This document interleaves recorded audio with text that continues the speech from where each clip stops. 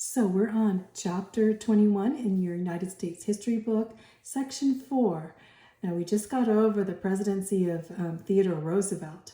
And Roosevelt, doing almost two full terms, decided to take off and do a vacation go to Africa and decided not to run for president. But he promoted William Taft, his friend, and William Taft would become the next president of the United States. So we're going to talk about the election of 1908, domestic affairs of the Taft administration, and on to foreign affairs and the Progressive Party, what happened after the Taft administration. So let's begin. The election of 1908.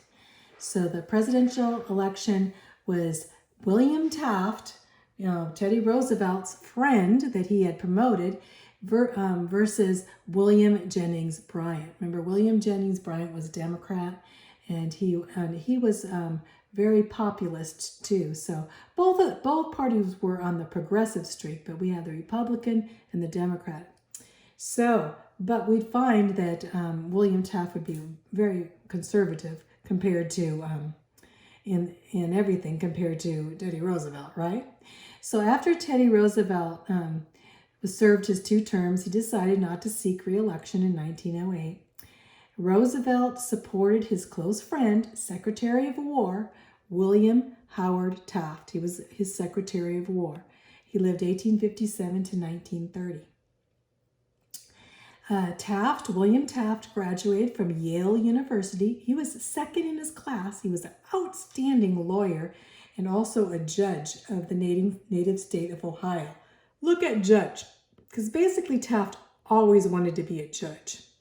And so we'll find out what happens later on in his life. Well, President McKinley also had appointed Taft, as you remember, as the governor of the Philippines. And he became a very good governor for at that time of the Philippines in the midst. He was very peaceful, kept things at peace, and they seemed to like him. But so he was that governor.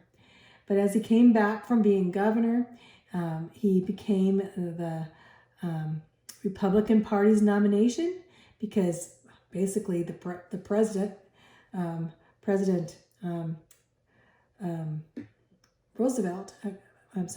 Roosevelt had actually supported him, so he easily won the Republican Party's nomination, and Taft pledged to continue President Teddy Roosevelt's policies. So they were like friends, Taft and Roosevelt. And Taft won the election against the Democrat Williams. So Taft won against William Jennings Bryan easily.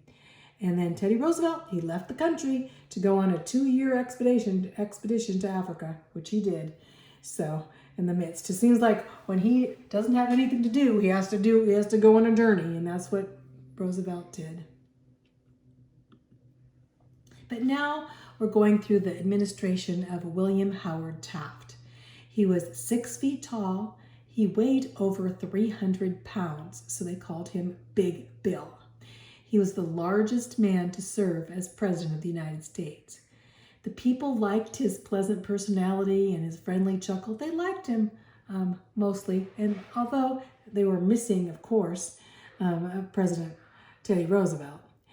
But he was generally more conservative than Teddy Roosevelt, and Taft also lacked his expansive view of presidential power and was generally a more successful administrator than a politician. So even though they liked him okay, he wasn't the politician, he wasn't the administrator that Roosevelt was. So a downer to a lot of people. His domestic affairs. In 1910, the Post Office Department decided to establish a postal savings system. So the post office were allowed to be savings banks back then. And so the citizens would receive interest for their money through the post office bank. So they also adopted a new law requiring that contributions to political campaigns must be made public. Very important, because now there'd be less corruption. They know where these contributions were coming in, And in this way, being the people could see where the money was coming from, if it's from big business or what. But anyway, the Department of Labor then was created under his. So the Department of Labor the civil service was expanded. So he was doing a lot of the same things that Teddy Roosevelt was doing.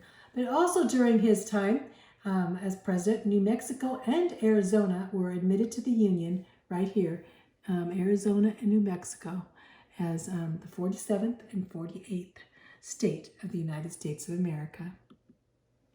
The regulation of business.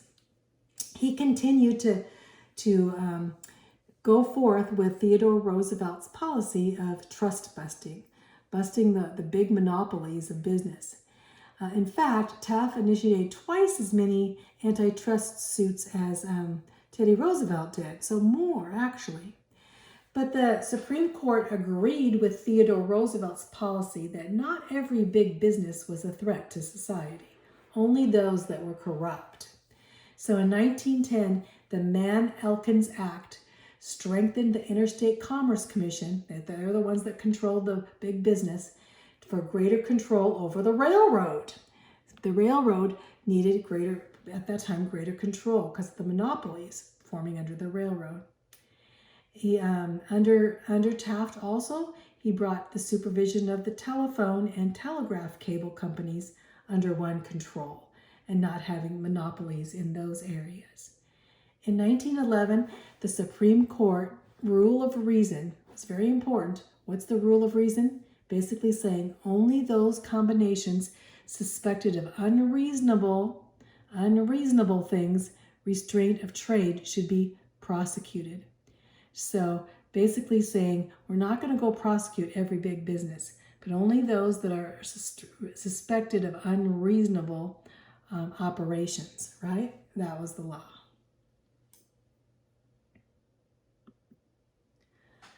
Conservation and dismissal of Pinchot. Okay, Pinchot was one of Teddy Roosevelt's friends. Maybe you would say Pinchot, how they say his name, because he's French. He's a French guy. But anyway, President Taft continued Teddy Roosevelt's programs and his conservation programs and such. But Taft dismissed Teddy Roosevelt's friend, Gifford Pinchot. He was the chief forester. Well, they had a legal dispute. This is very important because this is really what got Teddy Roosevelt really upset when he came back from Africa, is that Taft had fired his friend right here. And so there was a legal disagreement between Richard Ballinger, who was the Secretary of the Interior under Taft, and the chief forester of the Pinchot affair. So Pinchot charged Ballinger with giving coal land in Alaska just to his friends. And Taft then thought this should be fine. He fired Pinchot, and Roosevelt refused to support Taft for the second term. That's what it says here. But anyway, as a result, Taft's many critics branded him as the enemy of conservation. Well, Taft did allow, as for mining to come into these areas that were set aside for conservation, basically natural resources and parks, right? And so the Bureau of Mines was created to conserve natural resources and help protect the welfare of miners. But millions of acres of coal land were removed from the public sale to be preserved for the future. That's where it was. But Pinchot's dismissal would lead Taft into trouble in the next election because Theodore Roosevelt was disappointed in Taft.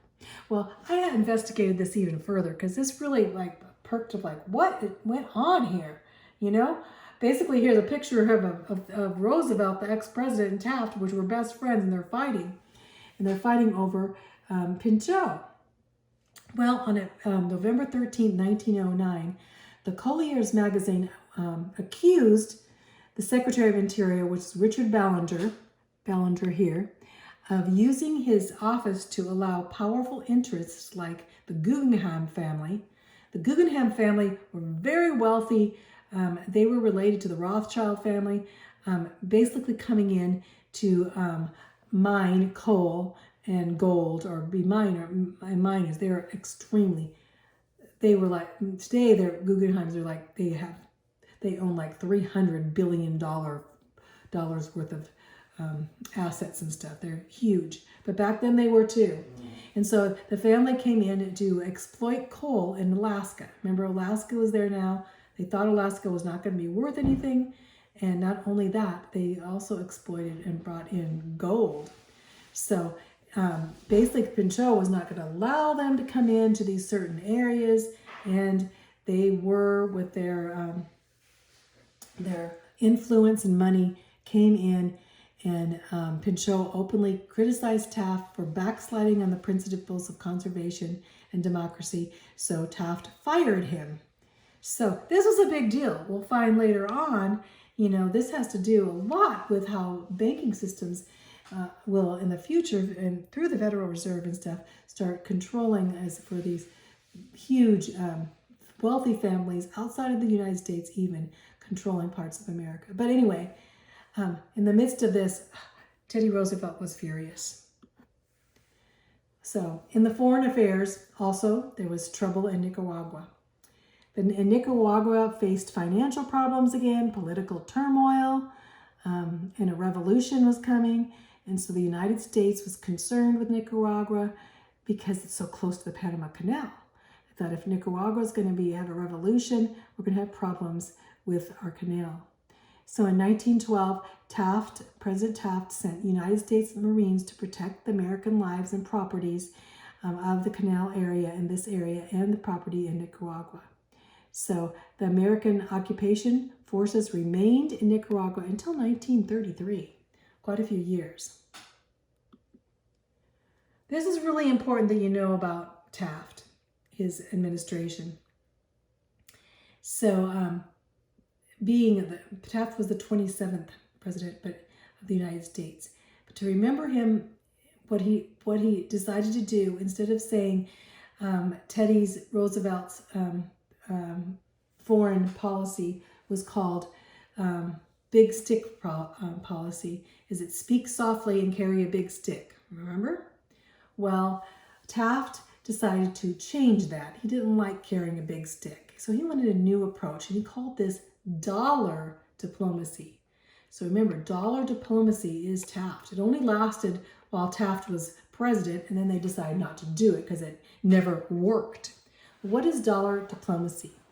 Well, it encouraged American business to invest large amounts in industry and commerce of other countries of Latin America and into the Chinese nations.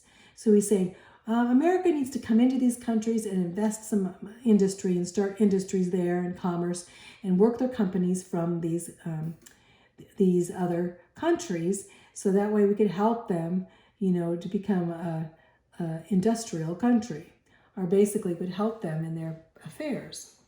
Well, the theory was that this would promote friendly diplomatic relationships, and Americans, as they're going in there, would have economic ties with the people and be able to hire a lot of the people living there, such. But this influence was very monetary rather than display of military might, so he thought it would work.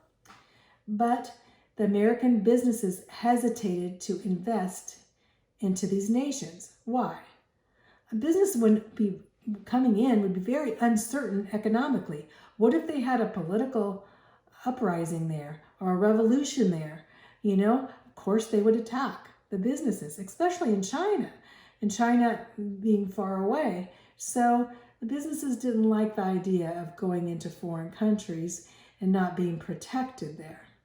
So basically, dollar diplomacy did not work. And after Taft's administration, it was totally abandoned. So here's a picture of it. Dollar diplomacy. Let's put away the big stick, and we're going to start with a dollar. Bringing all the businessmen in there and bringing money in Latin America but found out that it did not work. That bankers, instead of investing their surplus money into foreign areas, would be standoffish, not wanting. So basically, the United States would try to prevent economic and political instability by pumping dollars into them, which never worked. Because would you invest into a country that was unstable, So just think of dollar diplomacy, that's Taft. the Progressive Party of Republicans. So now, of course, this is Progressive Party. We know that Teddy Roosevelt and on to William Taft and on into the next, which is Woodrow Wilson, would all be progressive. Progressive meaning the progress into the new era of doing things, and Progressive Party really getting rid of corruption. That's a major thing. But the Republican Party was divided into more conservative and progressive parties. They were always divided. In fact, a lot of the Republicans did not really endorse Teddy Roosevelt at first. We know that. So first they had a debate over the tariff. Basically the tariff being conservative wanting a high tariff, and of course the Democrats and more progressive lower tariffs. But the tariff became an issue again, like it always has been. But Taft really remained aloof from the debates. He didn't go in and debate in any way against or for the tariffs, and he kind of supported the conservatives. Being a judge himself, he was more on the conservative side. So when Teddy Roosevelt returned from Africa in 1910, he gets back from Africa, many Republicans looked to him and said, see what Taft's doing. He's not going forth and fighting and doing the stuff that you did. And then, of course, Teddy Roosevelt was pretty upset when he saw one of his best friends, Pinchot, actually being dismissed in the midst of that whole conspiracy thing going on, and he was upset with Taft. And because that was his conservationalist, that was his forest guy that he let go. So they ended up first supporting the Republican Party, supporting Senator La Follette as the president candidate. It said, La Follette for president. Here's a picture of him. And so, however, Roosevelt was back. And so he had lost confidence in Taft, so he announced that he would run as presidential candidate for the Republican Party, that he'd run a third term. He is the only president of the United States that ran for a third term. Now, in the midst of World War II, FDR did go 4 terms, but that was because we were at war. But he was the only president to run for a third term. And so he asked the Republicans basically wanting to be the candidate for the Republican Party. But what happens? Needless to say. So in Chicago, June 1912, the progressive Republicans backed Roosevelt, but the conservatives nominated Taft for a second term to run for president. So the progressives withdrew because basically withdrawing, they had Teddy Roosevelt, but Teddy Roosevelt thought that he was mistreated by the Republican Party again. And so they withdrew and they started their own third progressive party. And this would split the Republicans. That's why the Democrat Party won with Woodrow Wilson, is because the Republican Party was split in half. So in August 1912, they decided instead of their nomination that they had in mind, La Follette, they decided to nominate Teddy Roosevelt as a candidate. People loved him. And he came back and he traveled, and as he traveled, 21,000 miles or whatever, and as he traveled, and people came from all over, swinging their teddy bears and loving him.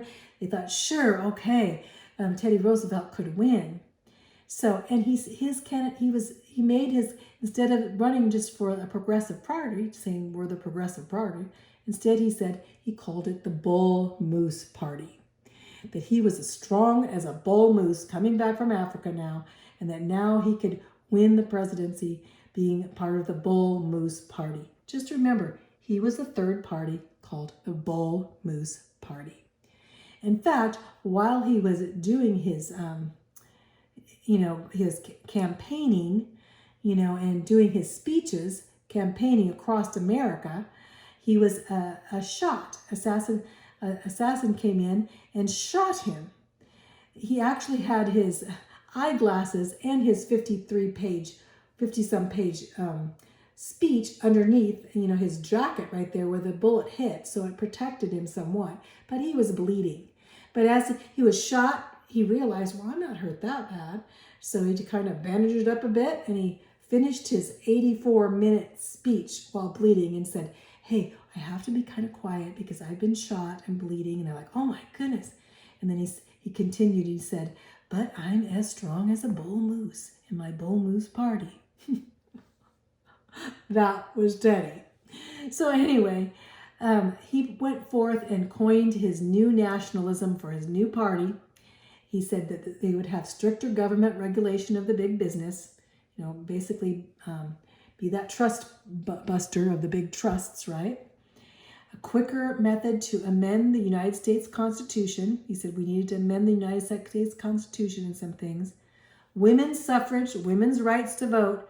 Behind the Bull Moose party were a lot of women when they found out that he was standing up for women's rights to vote. Lower tariffs, aggressive conservation program to conserve America. 8-hour workday, and he was going to eliminate child labor. A few of these things are so important, as eliminate child labor, 8-hour workday, women's suffrage. So he had a lot of support. So on October 14, 1912, Teddy Roosevelt was shot before his speech. Oh, here it tells about his speech. Because that would-be assassin's arm was jostled. He missed Roosevelt's head and hit him square in the chest. The bullet was slowed by a 50-page copy of his speech in a steel glass case and didn't hit any major organs, so he just asked the audience to quiet down while he went ahead and spoke for another hour. Did you know? So anyway, I had to put that in there. So anyway, you would think, oh my goodness, but he did split the Republican Party, and we'll find how. Well, the election of 1912, that's the election he ran for, Woodrow Wilson would win the election as President of the United States. So here we have Democrat candidate Woodrow Wilson. We have Theodore Roosevelt of the Bull Moose Party. We have William Taft of the Republican Party. We have this character who is a communist, a socialist, Eugene Debs. It's really weird that he would even run for president, but he's on the list too. So there's 4 of them. So this split actually split the party between Taft and Roosevelt, as the conservative Republicans did not necessarily like to bring back Theodore Roosevelt. And so although they had conservatives and progressives, the Democrats held their national convention in Baltimore, and they adapted this progressive platform, and it was actually less progressive than even the Bull Moose. They were less progressive. So Woodrow Wilson called his new program the New Freedom. And of course, they knew what Teddy was going to do, was, basically call Bull Moose, and he was into Trust Buster, and he was into Speak Softly and Carry a Big Stick. So they knew what Teddy was in, but Taft, these two being from the same party, would split that party just enough, where Woodrow Wilson, the Democrat, would win. So Wilson calling his program the New Freedom, and the Republican Party being divided, Wilson won, but only with the minority of votes. So he actually barely won with minority votes, because guess where the majority of votes really went? For the popular vote went to Theodore Roosevelt. But as the states would have it, it was in the midst of the Electoral College and all the stuff and all that went on that split the Republican Party so Woodrow could win. So it was pretty sad day for Theodore Roosevelt, but then he decided, well, I'm going to run again, which he really never did run again because he died before that time, but his heart was again as being President of the United States again, but he never was. Woodrow Wilson. Very important, we'll get into Woodrow Wilson because Woodrow Wilson would be the president during World War I. Taft's desire to be Chief Justice. One of the reasons Taft, wasn't the best in his presidency administration, I wouldn't say he wasn't the best, but he wasn't as dynamic as Teddy Roosevelt, is because he wanted to be a justice. He wanted to be on the Supreme Court. he wanted to be a judge instead. He was cut out for that, let's just say that. So Taft later served as a joint chairman of the National War Labor Board during World War I, and then in 1921, his life ambition was fulfilled when President Harding, in the future we find this, appointed him as the Chief Justice of the United States Supreme Court. So his whole idea was that, or his whole dream was not to become president, but to become the Supreme Court Justice, which he would do. In 1930, he became ill, and his health forced him to retire, but he earned respect as an efficient administrator of the Supreme Court. So when you think of Taft, you think, yes, he was president, but he became the Supreme Court Justice, the head of the Supreme Court, and that's what job he really liked. He was the only man in history to serve first as president and then as Chief Justice of the United States Supreme Court. There he is. So that was the Taft administration. So now we're going to get into Woodrow Wilson being the third progressive president, Democrat at this time, and then we'll get into World War I.